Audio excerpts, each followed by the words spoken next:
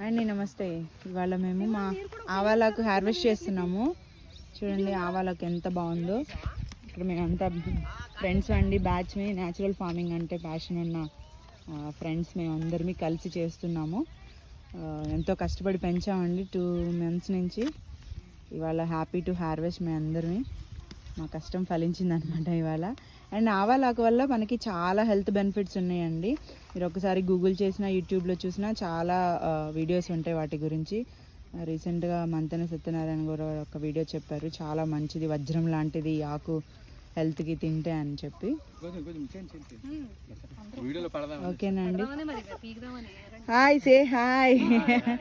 We all are natural farming lovers, same like minded people, and we are just hold like this. Okay. ఆవాలు మంచిది, వేడి చేసినా కూడా దాంట్లో సి విటమిన్ పోదు. యా, ఎలాంటి ఎలాంటి ఆకుకూరలను వేడి చేస్తే దాంట్లో సి విటమిన్ పోతుంది, బట్ దీంట్లో పోదు. అది అంత గట్టిది ఇది.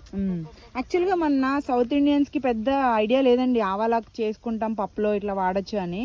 బట్ నార్త్ ఇండియన్స్ ఎక్కువ తింటారంట, మేము రీసెంట్గా తెలుసుకున్నాము.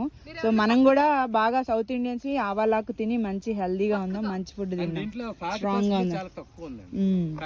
ఆకుకూరలు అంటేనే అసలు మనకి ఫ్యాట్ % చాలా తక్కువ ఉంటుంది కదా. ఓకేనండి, థ్యాంక్ యూ. అయిపోయించాలా ఇది కట్ట సైజ్ చూడమ్మా, కట్టింగ్ తగ్గించాలి.